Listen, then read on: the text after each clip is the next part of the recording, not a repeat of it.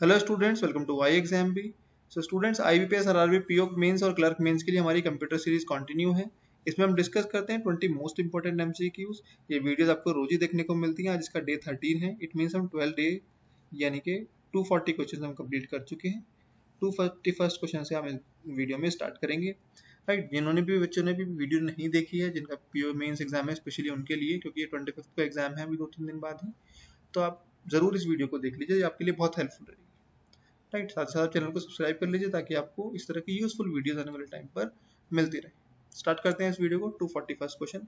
NOS stands for, NOS का full form क्या होता है? Node operating system, non open software, network operating system या फिर non operating software. Correct answer हो जाएगा option C, that is network operating system. Network operating system is the full form of NOS, network operating system. Next, dash are the sets of rules. ये rule का एक set होता है या फिर procedure का एक सेट होता है जो कंट्रोल करता है, to control the data transmission. Data transmission को कंट्रोल करने के काम आता है। क्या बोलते हैं इसको? Over internet, internet. IP address, domain, protocol, gateway. Correct answer हो जाएगा option C, that is protocol. Right, next, MAN stands for, ये एरिया के हिसाब से जो नेटवर्क होते हैं उनको अलग अलग कैटेगरीज में डिफाइन किया गया है, जैसे लैन, वैन, मैन, इस तरह से। इसमें जो मैन है इसकी फुल फॉर्म इन्होंने पूछी है। Maximum area network, minimum area network, main area network या फिर metropolitan area network. Correct answer हो जाएगा option D, that is metropolitan area network. Next, dash printer is non impact printer. ये एक नॉन इम्पैक्ट प्रिंटर होता है और बिल्कुल क्वाइट रह के ये अपनी वर्किंग करता है। Inkjet, laser, thermal, dot matrix. Correct answer हो जाएगा option one, that is inkjet. Inkjet printer एक नॉन इम्पैक्ट प्रिंटर होता है। Next, notebook, laptop, palm, handheld computers are come under which category? ये किस कैटेगरी में आती है? इनको क्या बोला जाता है? Digital computer, mainframe computer, portable computer या फिर हाइब्रिड कंप्यूटर। करेक्ट आंसर हो जाएगा option B C, that is portable computer. ये पोर्टेबल कंप्यूटर होते हैं, मतलब इजी टू मूव होते हैं, इजी टू कैरी, कैरी करना बहुत इजी होता है। Next, track ball. इधर ट्रैक बॉल क्या है? ये माउस में यूज होता है, तो डेफिनेटली माउस एक इनपुट डिवाइस है, तो ये भी एक इनपुट डिवाइस होगी। तो ये option A is the correct answer. Next, which among the following is not an input device? इनमें से कौन सी इनपुट डिवाइस नहीं है? देखिए, लाइट पेन इनपुट है, ट्रैक बॉल इनपुट है, माइक्रोफोन और कीबोर्ड ये भी इनपुट है। इसके अलावा जो प्लॉटर है, देखिए माइक्रोफोन स्पीकर में हमें कंफ्यूज नहीं होना है। माइक्रोफोन इनपुट है, स्पीकर आउटपुट। ठीक है, स्पीकर आउटपुट है और माइक्रोफोन ये इनपुट है। यहाँ पर हम बात करें करेक्ट आंसर की, तो हमारा प्लॉटर करेक्ट आंसर हो जाएगा, ये एक आउटपुट डिवाइस है। ठीक है, next, which among the following language can be red like regular English? इनमें से कौन सी लैंग्वेज है जो इंग्लिश की तरह, एक सिंपल इंग्लिश की तरह इसको रीड किया जा सकता है? Pascal, COBOL, C, Prolog, BASIC. Correct answer हो जाएगा option two, that is COBOL. Common business oriented language ऐसी लैंग्वेज है जिसको इंग्लिश की तरह, रेगुलर इंग्लिश की तरह हम रीड कर सकते हैं। नेक्स्ट, जल्दी जल्दी इस वीडियो को कर रहे हैं ताकि टाइम वेस्ट ज़्यादा से ज़्यादा, मतलब कम से कम टाइम वेस्ट हो, ज़्यादा से ज़्यादा टाइम हम बाकी चीज़ों में भी यूटिलाइज कर सकें। Right, right. Which of these companies on the search engine Bing? जैसे गूगल एक सर्च इंजन है, ऐसे ही बिंग भी एक सर्च इंजन है, तो ये किस कंपनी का है? तो गूगल, माइक्रोसॉफ्ट, अमेजन, IBM या फिर याहू। करेक्ट आंसर हो जाएगा option two, that is Microsoft. ये माइक्रोसॉफ्ट का एक सर्च इंजन है, बिंग। ठीक है, next, which among the following is used for removing a software bug या जो फॉल्ट होता है उसको रिमूव करने के क्या काम आता है? ठीक है, हमें इतना ही क्वेश्चन रीड करना है, यहाँ से हम आंसर दे सकते हैं इसको बोलते हैं patch. Option four is the correct answer. Next, student जो भी SBI PO की तैयारी कर रहे हैं वो हमारा डेडिकेटेड कोर्स है, एक्सक्लूसिव कोर्स है इसी एग्जाम के लिए।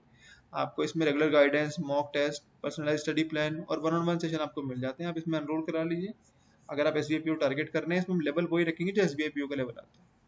राइट, अगर ज़्यादा जानकारी के लिए इस नंबर पर कॉल कर सकते हैं। आज इसमें चल रहा है 30% डिस्काउंट, स्टार्ट 20 कोड यूज करके आप इस ऑफर का अवेल कर सकते हैं। नेक्स्ट क्वेश्चन पे मूव करते हैं। 251, विच ऑफ द फॉलोइंग की is not found in normal computer? Normal computer laptop में इनमें से कौन सी की नहीं मिलती? तो ऑल्ट मिलती है, डिलीट भी मिलती है, शिफ्ट भी मिलती है, कंट्रोल भी मिलती है, लेकिन टर्न की हमें नहीं मिलती। तो ये हमारा करेक्ट आंसर हो जाएगा, option one is the correct answer. A file which has not been altered, एक फाइल जो ऑल्टर नहीं की गई, कंप्रेस नहीं की गई, उसको अपडेशन नहीं किया गया, कुछ भी उसमें फॉर्मेटिंग नहीं की गई, उस फाइल को क्या बोलेंगे? तो उसको बोलेंगे raw file, raw file. Right, next, dash is a communicating technology. ये कम्युनिकेटिंग टेक्नोलॉजी ये द्वारा यूज किया जाता है किस चीज के लिए? Mail servers. एक कम्युनिकेटिंग टेक्नोलॉजी है जो मेल सर्वर्स होते हैं उनके द्वारा यूज की जाती है। TCP, POP, FTP, टेलनेट या फिर IP। एक बहुत अच्छा क्वेश्चन है, इसका आंसर हो जाएगा POP, post office protocol. Post office protocol. Is the full form of POP. जो मेल वगैरह होते हैं इनको यूज आप मेल से कनेक्ट कर सकते हैं, मेल भी हमारा एक तरह से पोस्ट ही होता है, तो पोस्ट ऑफिस मेल आप इस तरह से कनेक्ट कर सकते हैं। Next, A dash is a professionally designed empty document। एक डॉक्यूमेंट है जो प्री डिजाइंड होते हैं। जैसे आपको रिज्यूमे बनाना है तो आपको एक प्री डिफाइंड पहले से ही बना हुआ प्री डिजाइन आपको रिज्यूमे उसमें मिल जाता है, बस डिटेल आपको उसमें फिल करनी होती है। तो उसको क्या बोला जाता है? जो चीजें रिज्यूमे हो गया या फिर कोई लेटर लिखना है उसका फॉर्मेट आपको पहले से मिल जाता है, इनको क्या बोला जाता है? इनको बोला जाता है टेम्पलेट। ये होते हैं टेम्पलेट, ये आपको ऑलरेडी आजकल मिलते हैं MS ऑफिस, MS वर्ड में आपको मिल जाते हैं। Next, when you are working on document on PC, जब आप एक पीसी में एक डॉक्यूमेंट पे वर्क कर रहे हैं तो जो टेम्परेरी जो फाइल्स आप पे आप काम कर रहे हैं वो टेम्परेरीली कहाँ पर स्टोर होती है जब तक आपने सेव नहीं कर देते? तो इसका करेक्ट आंसर हो जाएगा ऑप्शन 1, दैट इज रैम। वो रैम में स्टोर रहती है जब तक आप उन्हें सेव नहीं कर देते, जब तक आप उन पे काम कर रहे हैं। Right. Next, in first generation of computer they use, first generation of computer में क्या यूज हुआ था? तो हम देख के बताएंगे वैक्यूम ट्यूब यूज हुआ था, लेकिन यहाँ पर कुछ और क्वेश्चन में ऑप्शन कुछ और दिए हैं इन्होंने। बैच प्रोसेसिंग, मल्टी, यानी कि प्रोसेसिंग की बात कर रहे हैं, किस तरह की प्रोसेसिंग, किस तरह की टेक्नोलॉजी यूज हुई थी।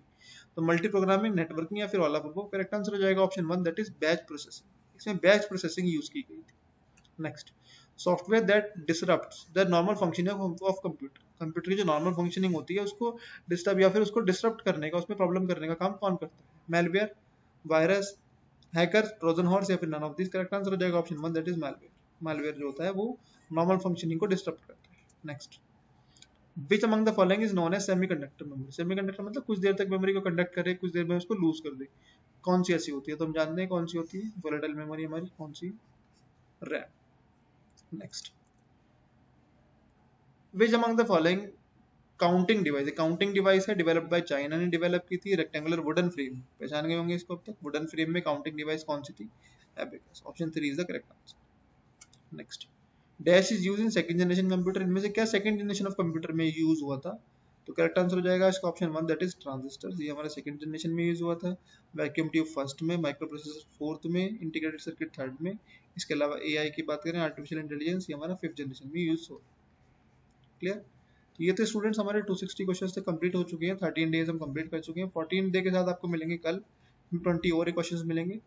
एक इंपॉर्टेंट सजेशन है RRB PO मेंस के लिए जो जा रहे हैं, वो एक बार जरूर इन सभी वीडियोस को गो थ्रू करें। राइट, आप 2x स्पीड पे करके भी कर सकते हैं, तो एक क्विकली गो थ्रू कर ले ताकि आपको एक अच्छा कंटेंट मिल जाए, क्योंकि मैंने इसमें काफी जो करंट में पूछे गए हैं वो क्वेश्चंस भी इंक्लूड किए हैं, तो चांसेस बनते हैं कि आपके एग्जाम में क्वेश्चंस मिल जाए। राइट, सो मिलते हैं कल स्टूडेंट्स।